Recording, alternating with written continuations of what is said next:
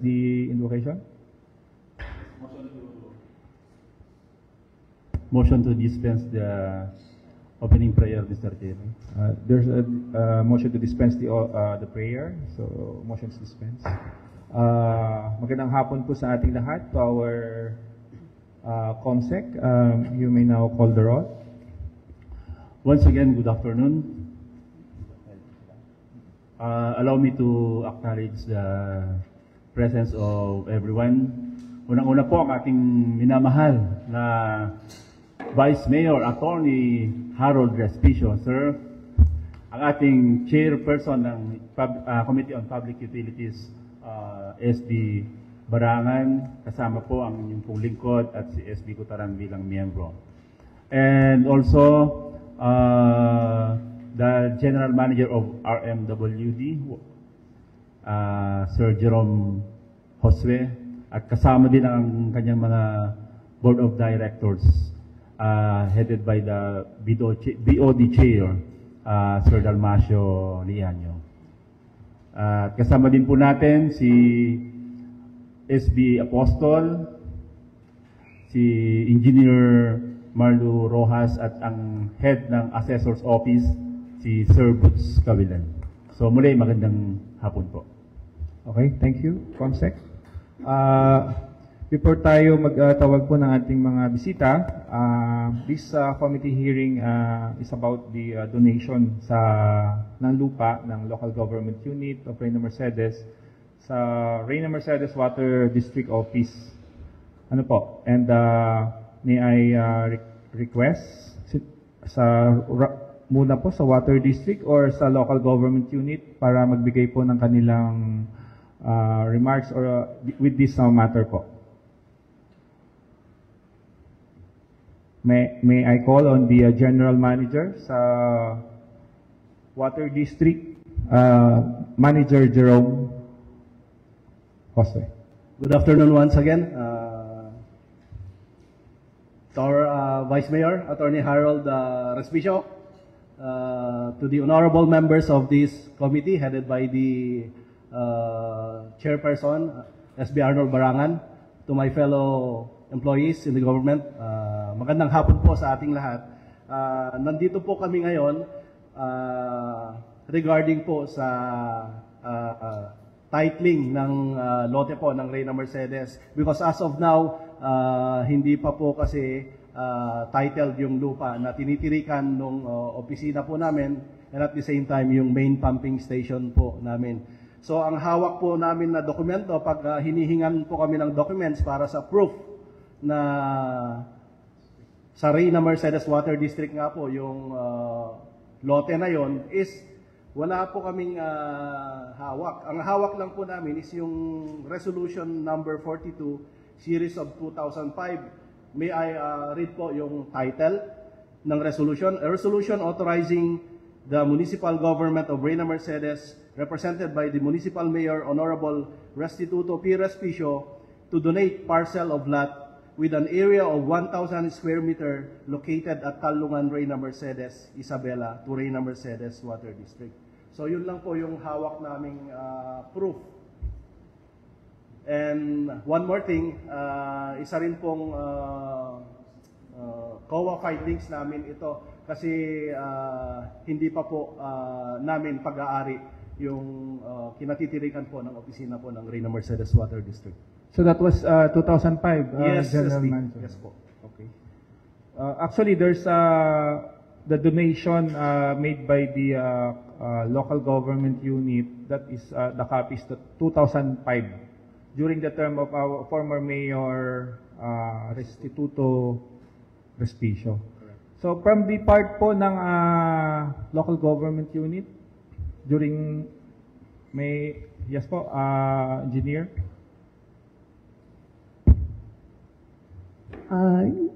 Good afternoon po to our Municipal Vice Mayor, Attorney Harold Respicio, to our SB. For the information of everybody po, hawak po namin yung deed of donation na sinadbit po ni General Manager Isaac Ulap noon po. nakita namin on file. Actually po, pinatransfer po nila for taxation purposes. Meron po silang tax declaration in the name of Reyna Mercedes Water District. This was transacted year 1999 pa po. 1999 as per record po. 1997? 1999 po. 99. Yes po. Yung deed of donation SB was 1997. Okay, 1997. So from the donation made 1997, meron din 2005. Yes po, SB. That is a resolution to, Yes, to donate. Yes po. Opo. So parang 1997, 2005. Na-donate noong 1997, pero may resolution na i-donate ulit noong 2005. So hindi na ano yung file. Ng Ilote was already donated to Reyna Mercedes Water District. Tama po? Yes po. Ang tanong na lang po siguro mula sa RMWD, bakit hindi na patitulo? Yes. Oo nga po. Hindi ko rin po masagot, Vice. Kung hindi po na patitulo before. Kasi kami din po, kasi pinupush kami ng COA na patituluhan na. Pero ang ano namin is, ang hawak lang po naming document is itong SB resolution lang po. So wala po kaming hawak na deed of donation para mai-proceed po sana for the titling para sa transfer po. Itong original na deed of donation noong 1997, boss, may kopya pa kayo? Wala po, Vice. Yung original title, na kanino? Wala din po sa amin, Vice. Ang alam kong may hawak po is LGU po siguro. Sir, as per record po, wala pong naka-file na title po sa amin. So, na kanino kaya yung title? Hindi natin mapapalipat to, sir. Na kanino yung papel?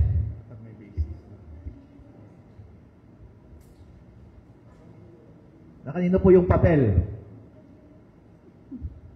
Baka sir, ang ano ko sir, parang Ma'am, pwede pong gamitin yung mic?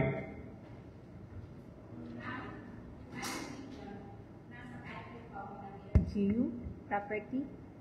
Hindi lang po na-subdivide pa, pero meron na pong deed of Mother donation. title. Hindi pa na-subdivide, ma'am. Yeah. Pero yung title na mismo, yung papel, It's part of the LGU. sino pong may hawak? Yung part ng LGU natin. wala po kaming hawak, Thank you. Vice. So, kailangan pang i-subdivide yun, ma'am. Medyo mahaba-habang process. Makipag-coordinate na po ba kayo sa Register of Deeds? Saan po ba yung Register of Deeds natin? Sa Ilagan po, Vice. Ilagan po. And sa DNR pa ata kapag papasubdivide po, boss. Yes po. Kailangan nyo muna magpa-coordinate, boss, para maliwanag tayo kung anong mas economical na step. Kasi po, sa pagkakaalam ko, kapag hindi na subdivide yan, at hindi natin hawak yung title, hindi mo mapapatituluhan yan. At saka, anong basehan natin kung hindi mo rin hawak yung original na deed of sale? So, baka hindi rin magpupustro ito. Mukhang malamang, magdi-deed of sale talaga tayo. Pero bago pa natin siguro i-approve. Pero okay lang yung resolution. Okay lang na ipasa na natin yung resolution na i-authorize yung Chief Executive na magsulat ng deed of donation. Tapos, kayo na bahala maglakad. Kasi I don't think na pwede pa natin gamitin itong 1997, wala rin kayo kopra ng original nito eh. Okay na yun, as good as novated na to, as good as cancelled, kapag nag-enter kayo ng new deed of donation. Yun na lang siguro po. Sir. Yes. Kung gusto nating malaman kung title talaga po, kasi hindi natin masigurado kung title yung lote po, pwede nating mag-research po sa DNR, sa Silawit. Doon natin malalaman kung title po siya or wala. Pero kung unregistered po, pwede po nating, mas maganda po kasi pwede nating i-applyan free patent dun sa DNR po, sa Silawit. Hindi na po dadaan sa BIR. Question po, Sir Chair. Hindi po kaya natin pwedeng matrace sa tax mapping po yung Sa DNR po, Sa sa DNR. Sinlawit po. Kasi sila po ang nag-i-issue ng free patent po. Okay. Thank you po. Okay, galingan po ninyo. Good luck po. Kasi po, ang resolution po namin, ang mandate, ang request po ni Mayor ay i-allow lang siya na ibenta yung piece of I-donate. land. And as far as we're concerned, okay lang po. And it looks like kaya nyo namang diskartehan lahat yun. Basta ma-delineate na lang po natin siguro kung anong piece of land na yun. Pero I don't think there's any challenge. I trust that we can do it. Yes, the part of the LGU tsaka sa water district. 2 water district po, General Manager, Opo. yung yung deed of donation. Opo. Sa name po ng RMWDSB. Reyna Mercedes Water District. Yes po.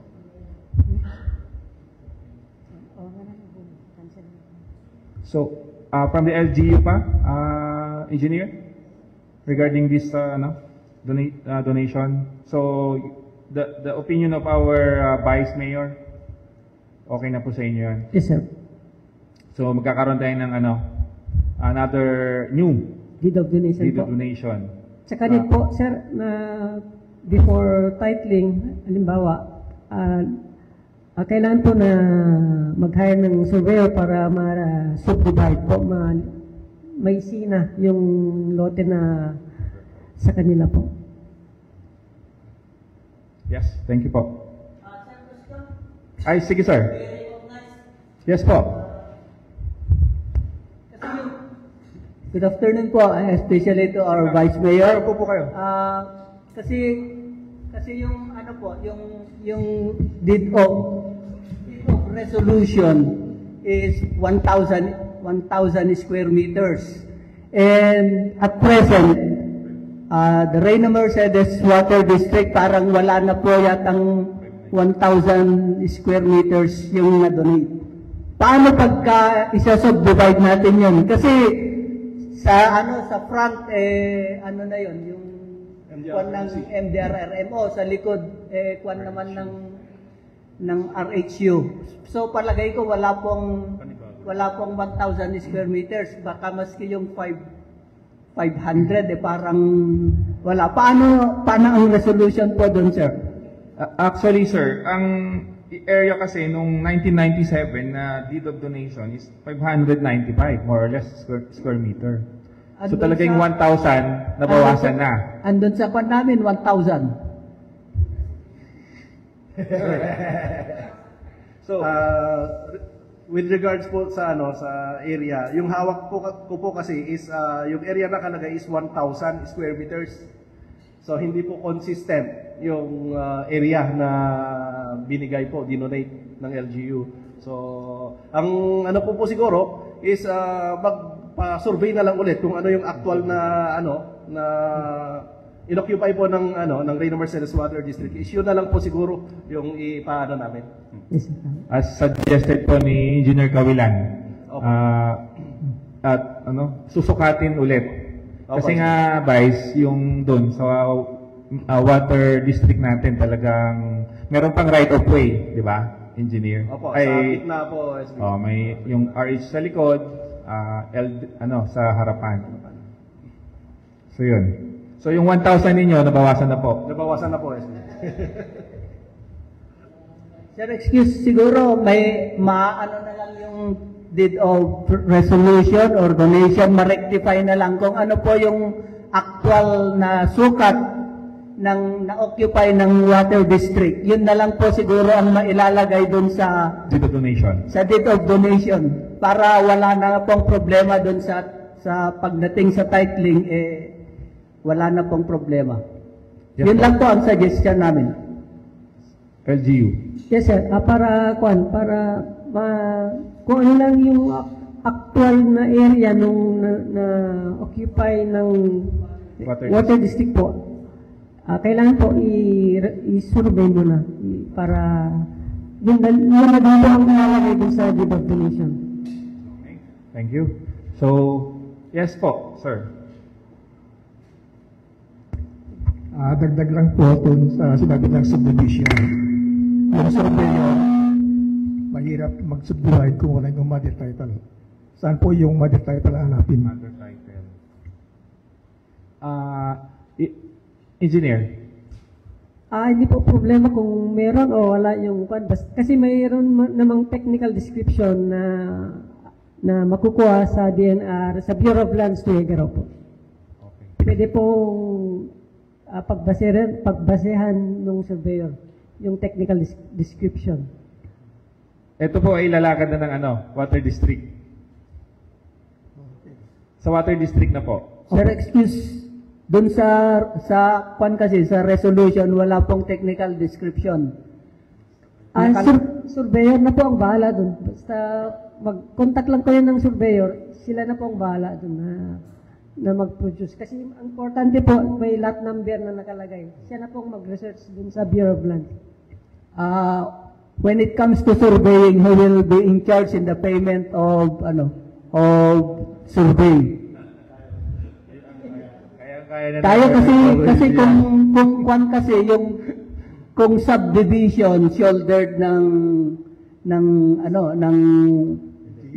DNR or Senro, pero kung relocation shoulder ng magpapa-relocate. Yun po ang policy ng DNR. Siguro, Mr. Chair, I suggest na all the expenses attributed to sa transfer ng title for in favor of RMWD is gastusin na po siguro ng Red Mercedes Water District. So, okay ba sa'yo yun, PM? Yes po, SB. Okay. Thank you. So, any more? Para lang matitulan natin at actually sa tax declaration, Reyna Mercedes na po yung nakapangalan. Okay, sige po. Congratulations po. Isa po itong hakbang para ma-improve yung ating water services sa ating bayan at pasalamat po tayo sa ating mayor dahil in-acknowledge niya yung need na ito at gumawa po siya ng mabilis at immediate na hakbang para ma-improve kaagad natin ang ating water services.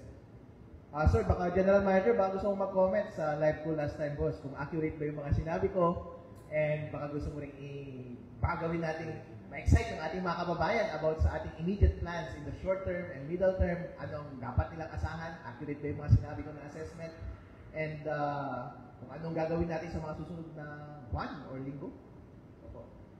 Actually, isasubmit na po namin ngayon yung detailed estimate po para po dito sa new pumping station dito po sa tabi ng public market. Yung napag-usapan po natin last week, Vice. Ready na po siya. Isasubmit po namin ngayon. Ipapareceive po namin sa inyo. Ang comment lang, Vice, doon sa nabanggit nyo po during your live. Hindi po yung sa ang i-shoulder po ng water district is the appurtenances po. Hindi po yung drilling kasi mahal po yung drilling, guys. Hindi po kakayanin ng opisina kasi around 1.5 to 2 million po yung expenses na gagastuhin po ng district. So yung appurtenances most likely makaabot po ng 600 to 800,000. Yun po yung kaya naming i-shoulder po, guys. Alright, nakausap niyo na ba si Mayor na ibibigay niya na yung lupa sa atin? Kakausapin pa po namin, Vice, para doon. Anyway, konti lang po yung yung area na hihilingin namin po sa kanya. Wow, nakaka-excite. Oh, sana ibigay ni Mayor. Mayor, I love you. Alright, magawa. Yun yung first step, boss. Thank you so much kasi ikaw yung unang first step. Congratulations, nagawa mo agad. Opo. Ngayon, nagawa ka agad. Ang next na problema natin is yun ang next step, sana ibigay ni Mayor yung lupa na yun. Dahil hindi tayo makakagalaw kapag hindi niya ipapagalaw yun. Or kahit lambingin muna natin siya, kahit hindi muna niya ibigay, try muna natin hukayin. Ayaw muna niya. Yung malay mo, wala talagang tubig na maganda doon. Kahit wag muna doon I suggest, Vice, muna niya. request po tayo ng GO, resistivity test from the EMB, DENR, para yun po kasi yung test po na yun, sila po yung nagde-determine kung sufficient ba yung tubig niya in 10 years, 20 years, kung kaya niyang mag-supply Sila po kasi yung nagde-determine. Magre-request po ako sa kanila. Libre po yun, boss? That will cost 200,000 po, Vice. Okay. Hindi po, Kapag gagawin po nila yun, gano'ng katagal magawa yun, sir? saglit lang po yun, Vice. Pag may request na po, siguro kami, pwede ng ano. Less than 1 week. Yes. O Yes sige, po. kausapin na natin si Mayor at sabihin natin sa kanya, Ma'am, pwede ba kaming magpa-JO? Pwede ipa-testing mo na rin yung tubig? O hindi naman po siguro hindi pa namin naman kukunin. Kapag maganda yung result ng JO, ano ba ibig sabihin ng JO? Georesistivity test po. JO resistivity test, doon na tayo magkakaseryosohan kung hihingin ba natin yung lupa o hindi. Pero that's a precise solution, sir. Thank you so much. Okay po. Inuulit ko po. Napakaganda. JO Resistivity test. resistivity. Kausapin natin si Mayor na sana payagan muna niya na meron munang mag-invade sa maliit na part dyan sa tabi ng palengke para gawin yon. At kapag pumayag na siya, saka natin problemahin yung 200,000. Okay? Sana maganda-ganda yung design nun. Malay mo, makahingi tayo donation at nandun yung pangalan nila. Hindi po ba? Oo nga po, Vice. Oh, yeah, buddy. Alright, ang bilis mo magtrabaho, boss. Thank you so much. Ang galing nyo. Ang galing na rin ng Marcellus Water District. Thank you so much. Congratulations. At saka, masosolve na ang ating problema pag nasolve yan. So far, sobrang bilis natin. 100%.